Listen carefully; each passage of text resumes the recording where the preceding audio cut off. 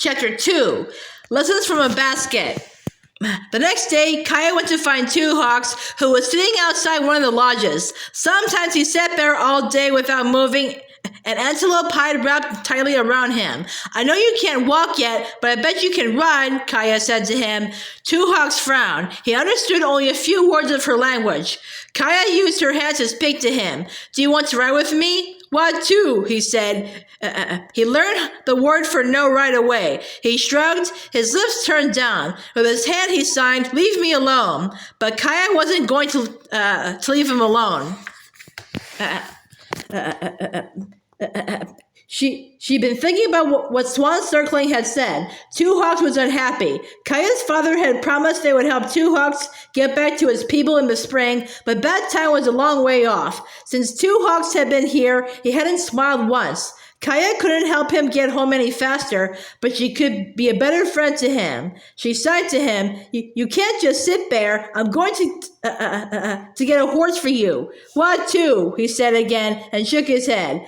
But the word no was a challenge to Kaya. She went to get the chestnut horse she rode and another gentle mare. She put light rope bits on them and led them back to where Two Hawks sat, his chin on his knees. Two Hawks, she called to him. She threw him the words, let's go, let's ride. He shook his head angrily. I can't ride, he sighed. My ankle is broken. He pointed to the split that was bound to his ankle. You can do it, she sighed. I'll help you, she added, though she wasn't sure how she could get him onto the horse. Two Hawks grimaced as if he was determined to prove her wrong. He pushed to one foot, supporting himself with a crutch made from a cottonwood branch. Kaya led the gentle mare close to him. Two Hawks looked at Kaya darkly, as if to say, what now? She thought for a moment, then she signed to him, put your knee in my hand. I can lift you onto the horse. Two Hawks looked at the horse, then back at her. He shook his head. Did the stubborn boy think she wasn't strong enough to lift him? She clasped her hands and held him by his injured leg. After a moment, he gingerly placed his knee in her grip and grabbed the horse's mane with both hands. Now, Kaya said. She lifted. He threw his good leg over the horse's back, and he was mounted. Kaya studied him. He wasn't grimacing with pain. In fact, he looked pleased. She climbed onto her horse and beckoned for him to come with her. She thought of something Two Hawks could do while his leg healed. She threw him the words, we have to find an elderberry stick so you can make a flute. Overnight, it had grown colder. A sharp wind whined around the lodge where Kaya and other children were dressing themselves after their morning swim, but the lodge was warmed by 5 fires lined up down the center, smoke rising through the long opening at the top. Itza and the other women were already cooking a morning meal because there was much work to do that day. Kaya knew that soon friends and family would come from other villages nearby for the New Year celebration when the short winter days began to grow longer again. People would share their news and give each other gifts. They feasted, tell stories, and honor Hunyawat, who made the seasons and held them in balance. Today, the women were putting up another lodge, one large enough to hold everyone for the feasts. When Kaya joined them, she saw Swan Circling helping to raise one of the long lodge poles and set it on the frame of teepee poles. Kaya thought the framework looked like the backbone and ribs of a skeleton of a huge horse. After the women completed the frame, they would cover it with tule mats and hides. Kaya helped other girls carry the rolled-up mats and place them near the builders. She kept Swan Circling in sight, hoping to have a chance to talk with her again. With the lodge finished, Kaya followed Swan Circling to another lodge where women were preparing more food so that there would be enough for the visitors. Itza and Running Alone were making pemmican, a mixture of dried meat and berries. With a stone pestle, they were pounding dried deer meat in one of the large mortars. When one of them got tired using the heavy stone pestle, they traded places. Kaya thought the steady thump, thump, thump sounded like a heartbeat. Swan Circling joined the women, and Kaya went to peek at Light on the Water, who was snug in her tea cask. Would you give my baby a piece of this dried meat? Running Alone asked Kaya. She's getting a new tooth, and she needs something to chew on. She turned back to breaking strips of the meat and putting the pieces into the mortar to be ground fine. Kaya broke off a bit of the meat and held it to lie on the water's lips. But the baby pressed her lips shut tightly, her eyes merry as if she and Kaya were playing a game. Isn't she precious? Kaya exclaimed. Then she glanced at Swan Circling. Kausa had said it was sad that she had no children yet. Did she mind that Kaya was making a fuss over the baby?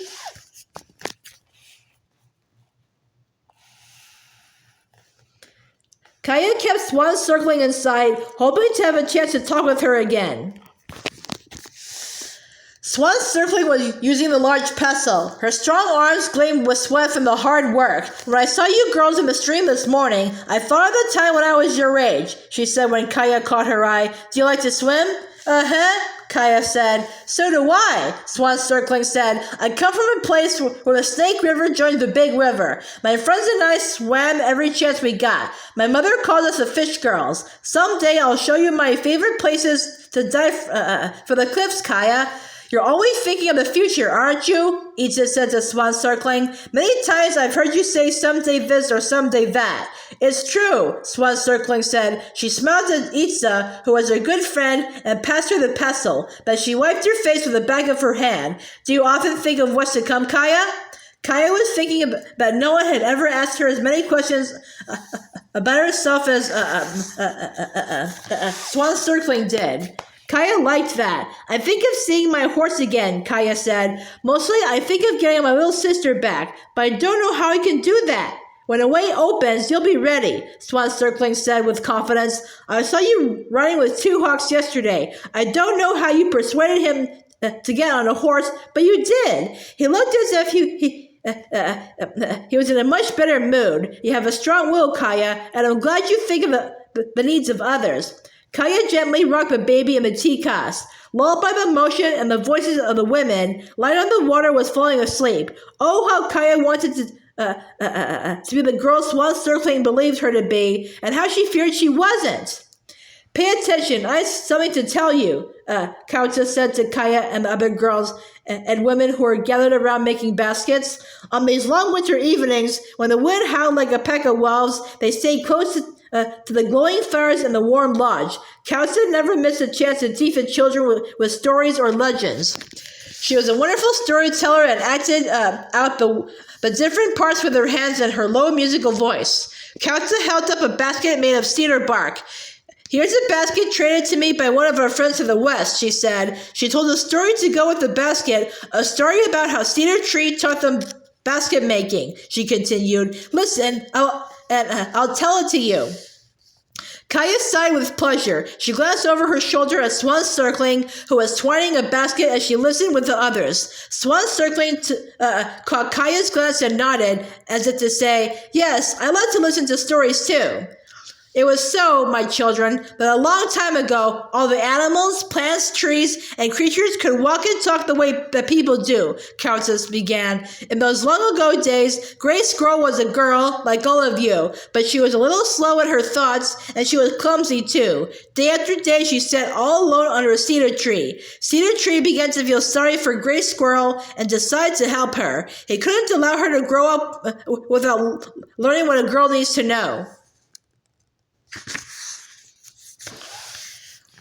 Wise old Cedar Tree sent Gray Squirrel to pick bear grass, dry it, and put it into bundles. Then he told her where to find dyes and how to cut and dry his own roots to make cedar strips. When she had all the materials she needed to make a basket, he taught her how to weave it. She was so proud of her work, but Cedar Tree told her to dip her basket into the stream. Was it woven tightly enough to hold water? When water ran out of her basket, Gray Squirrel hung her head and cried. Don't cry, little girl, Cedar Tree said. Kauta made her voice strong and low, the voice of a wise old tree. He told her she'd have to practice and practice in order to make a basket successfully. Then he sent her out to look for designs to weave into her basket. Gray Squirrel went looking. Rattlesnake gave Gray Squirrel the zigzag design on his back. Mountain gave her the design of his peaks and valleys. Grouse gave her the design of his track marks. Stream gave him the design of his waves. To find all these designs, Gray Squirrel had studied the world so closely, but now she was much, much wiser. Gray Squirrel wove a beautiful basket with all the designs she'd been given, and when she dipped it into the big river, her basket didn't leak. Now she was very proud of herself, and Cedar Tree was proud too, but he told her that she should set down her basket in the woods and leave it there. She must give her basket back to the earth to show that she was thankful for what was given to her. Gray Squirrel didn't like that one bit, but Cedar Tree insisted that if she didn't give away the basket, she would never be a good weaver. And she had to make 5 little baskets and give away those too. She must learn to work for others, not just for herself. Coyote was coming up a big river at that time, Kautza continued, finishing the story. He saw Gray Squirrel's fine basket, and he was impressed with it. He told her that soon people would come into that part of the world. Already people were so close that Coyote could hear their footsteps. He said that from that day forward, the women of that land would be well known for their cedar baskets. And it's so, isn't it? Kautza spread her strong, gnarled hands on her knees.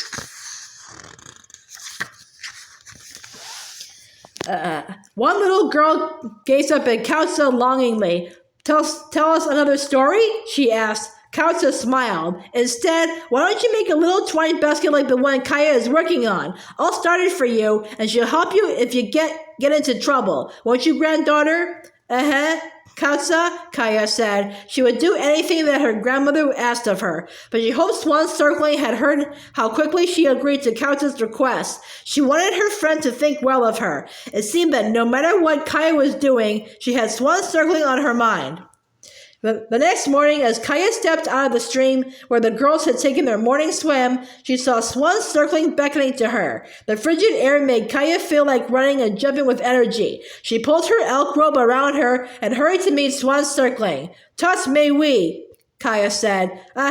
Toss may we, Kaya, Swan Circling said. That story your grandmother told last night set me thinking. I have something I want to show you. Would you like to work with me today? Kaya said. If Kautza says I may, I'll work with you. Run and ask her then, Swan Circling said. I'll be in the lodge. After Kautza said that Kaya could work with Swan Circling, Kaya joined her again. Swan Circling was kneeling on a mat in the crowded lodge. Kaya knelt at her side and watched her untie the thoughts of a large parfleche painted with triangle designs in red, blue, green, and yellow. Your grandmother's story reminded me of a basket I made when I was a little girl. My very first one, Swan Circling said. My first was awfully lopsided, Kaya said, but I gave it to Kautza anyway. Swan Circling lifted out her special ceremonial dress and moccasins from the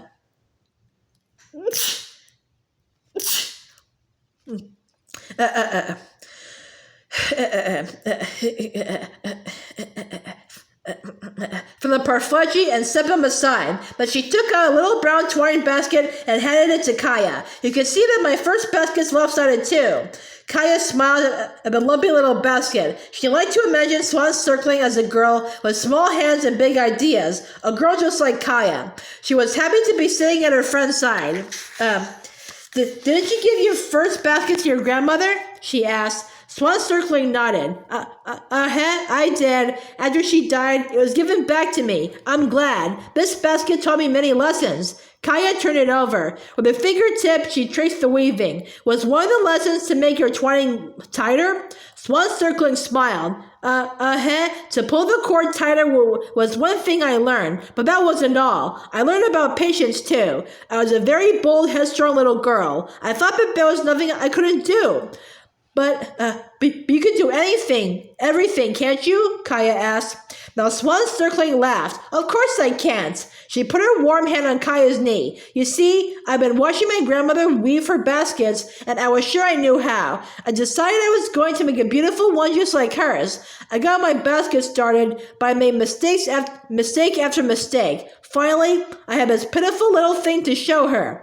What did she say about it? Kaya asked. She thanked me and said, I'd made a start, but I expected more praise than that, Swan Circling admitted. I remember I was pouting. I asked her why she hadn't corrected my mistakes, as if as if the lumps in my basket were her fault.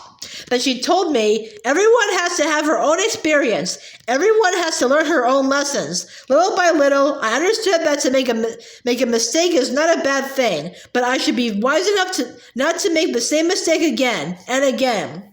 Kaya understood that Swan Circling wasn't speaking now of basket making, she was speaking of life.